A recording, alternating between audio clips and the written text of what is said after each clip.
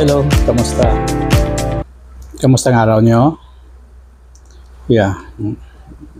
Minsan nakakapagod yun. Pag-gising mo sa umaga, masakit ang katawan mo, masakit ang ulo mo, masakit, parang wala kang energy. So, but be thankful, at least gumising ka.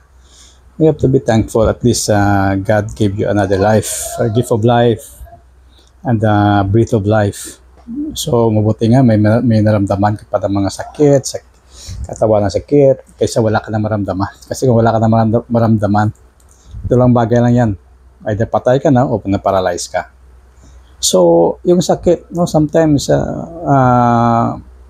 ang mga sakit kasi minsan although mga symptoms siya, but also a signal, also a reminder us. Especially minsan sumasakit ang ulo natin. So, nagre-remind sa atin, siguro dahil naulanan ka, dahil hindi mo naman nalagaan ang katawan mo, kung nag-change the weather, di ba? Yung kung nagkakatonsil ka, sometimes change the weather, yung parang barometer mo. So, sumasakit ang katawan, sometimes because of daming trabaho mo, or na-over yung hindi na nag-relax ang muscles mo. Sometimes na-work ang muscles mo, or parang naipit o whatever. So, okay lang yun yung mga sakit kasi sabi nga nila, di ba? Kasi kung wala ka na lang, sabi nila yung prevention is better than cure. So, meron akong magandang idea kung anong gagawin natin. Di ba? So, when you wake up in the morning, so paggising mo pa lang, so first thing first, is mag-pray ka. Mag-pray ka, then ask for the blessing, graces, at saka mapasalamat ka, especially mapasalamat ka na mabuhay ka. At saka i-pray mo na rin yung naramdaman mo. Pray mo na rin yung mga whatever nasakit na parang kinakatakutan mo. Diba? Kinakatakutan mo. Kaya nga sabi na prevention is better than cure. If we can prevent, like iinom ka ng probiotic, iinom ka ng food supplement, iinom ka ng vitamins, iinom ka ng whatever, para to prevent na magkasakit ka, we also have a prevention also, especially in spiritual aspect. Iba katawan natin, this is our body, di ba? This is skin. So yung kung ano nararamdaman natin, yung thoughts natin, yung desire natin, yun ang ating soul. Ang spirit natin, yun ang connection natin kay Lord. So, gagawin natin yung i-balance natin yung lahat nagbe-benepisyo. Yung katawan mo, yung physical, yung soul mo, tsaka yung spirit, yung body, spirit, and soul, mag-benefit siya. So, pag-iipisin mo sa umaga, magpasalamat ka, kay Lord, then pray for the blessing for the day, magandang katawan, magandang espiritu, at saka magandang pangangatawan, at saka i-pray mo na rin, i-pray mo na rin, siyempre kita mo, halimbawa yung umuulan, may pollution, so i-pray mo na Lord, protect me from any sickness, yung mga sickness na nasa palibot natin, especially yung wala kang especially wala kang vitamins, wala kang iniinom ng supplement, kulang yung pagkain mo, yung parang hindi mo na mabibili yung mga nutritious food. So where can we go? Only Jesus the way. Only God can bless you with balanced diet, balanced nutritious, balanced food. Kahit kanya pagkain mo gano'n, so, you cannot afford for a special food na para sa katawan mo. Ito lang yung budget mo. Then pray for that food. Pray for that food that will become a gracious and blessings. Na pagpasok sa katawan mo, magiging nutritious siya. Pwede ba yon? Sabihin mo, no, hindi magandang pagkain niya. Hindi yan, hindi. Parang sa human thinking natin, or even in reality, siyempre, di ba? Hindi magandang ingredients, hindi maganda yung composition ng pagkain. But paano kung wala kang pera? Paano kung wala kang pambili ng mga nutritious food? Paano kung yun lang ang nasa lamesa mo? Paano kung ganun lang? Then pray for it, that it will substate with the body and blood of our Lord Jesus Christ, to the empowerment of the Holy Spirit, to become gracious and blessing. Once pumasok sa atin, maging grasyasa at bibigyan tayo ng magandang pangangatawan, magandang health, at saka mahabang buhay. Yun. Diba? So, Kung ano mga sakit na nararamdaman mo, walang imposible yan kay Lord. Walang imposible yan. Kita mo naman, di ba, nandiyan sa scripture, sa Bible, kung paano yan na-heal yung may mga sakit, even binuhay yung patay, even na-heal yung mga paralytic, even bigyan niya ng paningin yung mga bulag, yung bulag pipet sa kabingi, na-heal niya, yung leprosy, yung mga lepers, na-heal niya. Nandiyan mismo sa Bible na even God can count every strand of your hair. So kung mabilang yung every strand of your hair, how much more yung mga sakit mo dyan? Kasi God is created us. He is our creator. He knows how to cure you. The knowledge of the doctor came from God. So God alone can make a way. Kahit nga pumunta ang doktor, nagpagaling sa iyo, parang siya napagaling, si Lord pa rin yun. Si Lord pa rin yun, na ginawa lang siyang instrument. Kaya nga, we always recognize Him. Yung mga prevention ng sakit, panalangin mo na, Lord, sana hindi ako magka-pneumonia, sana, kahit wala pa, hindi pa dumating sa iyo, you pray for prevention.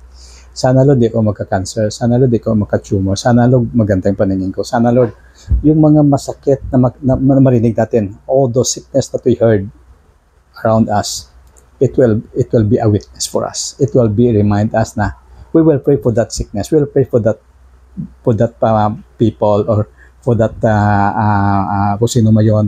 I-pray natin siya na gumaling siya, at saka i-pray na rin natin na hindi rin tayo dadapo ng the same sickness.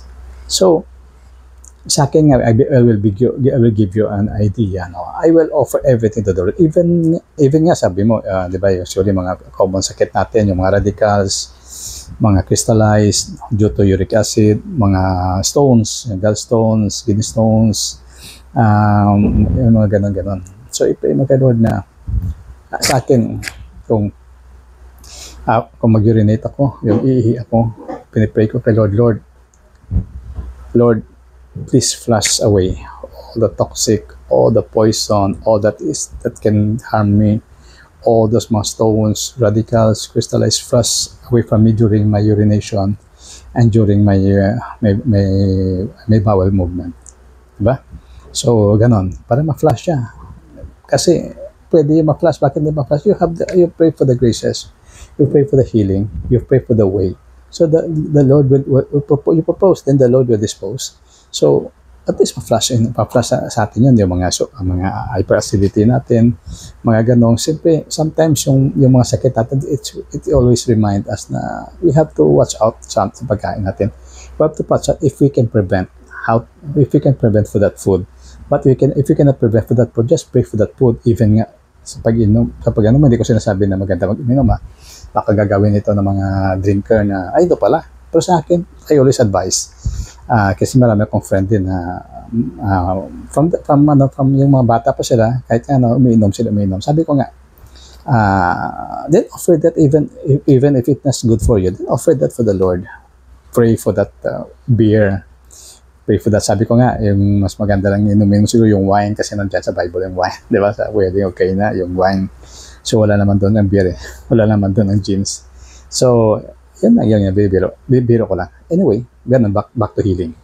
Yes, we ask for God healing because He was the healer. He created us. Diba meron doon, sabi ni Lord, tinanong niya, diba, sabi, what you want me to do for you? Sabi ng sabi ng leper, if you wish, Lord, you can make me clean. Then sabi ni Lord, yeah, I will make you clean. Go. And so offer sacrifice. Bakit offer to sacrifice? Because once the Lord heals you, then you have to offer to sacrifice thanksgiving sa church nyo, through your church, mag-offer ka doon ng prayers, mag-offer ka doon ng thanksgiving to give honor to God to heal you. Even nga, hindi ba, kahit na maraming mga sakit-sakit kahit na hospital nga, no? Bakit? Tuwing ma-hospital tayo, pagpasok natin sa hospital, grabing panalangin natin, sana tulungan mo siya, Lord, tulungan mo siya, sakit niya na gumaling siya. After the days na gumagaling na, okay na, para lalabas ng hospital, parang prayers na doon, iba na, parang very lapsed na, hindi na ganun ka-intense. Kaya nga, marami ako narinig na, yung aalis na ng hospital, lalabas ng hospital, doon pa siya namatay. Bakit? Kasi, Yung prayers natin na bago pumasok, ang prayers natin bago umalis, iba. So we have to be consistent with our prayers. Kahit nga wala kang problema, na sa isip mo wala kang problema, wala namang tao na walang problema, sa isip mo na solve yung problem mo, pray the same. Pray with sincerity, pray with faith, pray with thanksgiving, and pray for proposition, and pray for the Lord that the Lord will, it's up to the Lord to answer your prayers. Either yes, no, or wait. Kung yes, then tama yung prayer mo. Tama yung prayers mo. Yun ang gusto ni Lord. Pag sinabi niya wait, hintayin mo lang in God's time. Ayusin niya muna bago ibigay sa iyo. Pag sinabi niya no, mayroon siyang better plan. Mayroon siyang better na bibigay sa iyo. Hindi yan tama. Hindi maganda sa iyo. Hindi yan maganda sa future mo. Di ba? So, the same din sa healing. Kung ano mga sakit-sakit, but offer to the Lord. Sakit, Lord, ang shoulder ko, Lord. Sakit ang siko ko, Lord. Sakit, Lord. Yung ulo ko, Lord. Then, Lord, I massage you, Lord. Then, pray for all your medicine. Pray for all your medicine that you're taking. Lord, thank you for this medicine. Bless this medicine. Make this as your grace and blessing to heal you completely. Everything dedicated to the Lord. Offer to the Lord. Even feeling mo na parang walang lunas. Wala. Kay Lord, walang imposible. Siya lang ang nagbigay sa atin ng buhay. He is the life. Kaya nga usually nga, diba? Every now and then just pray, read the scriptures if you have time, because the scriptures, the biblical words, yung mismo sa Bible, the word was God. Every time na magbasa ka doon, the Lord is pumapasok sa iyo. Every time mababasa ka yon, parang ninanaris mo rin yung spiritual mo. Ninanaris mo yung spirito mo, ninanaris mo rin yung soul mo, para hindi lang yung physical mo na kumakain ka na mabubusog. Busugin mo rin yung spiritual mo para balanse siya. Kasi kahit nga lahat kinakain mo tapos gutom naman yung spiritual mo, gutom yung spirit mo, ganun din. Hindi ka pa rin you don't have your peace of mind. So again, sa atin naman, this is part lang na i-share ko sa inyo yung with regards to healing. Just always keep praying. The center is the Lord. The Lord is always the healer. He can heal you no matter what. Kahit cancer, kahit tumor, pamahilya, nabuhay ang pataya. Diba? So again, this is Eli. Kita-kita tayo next.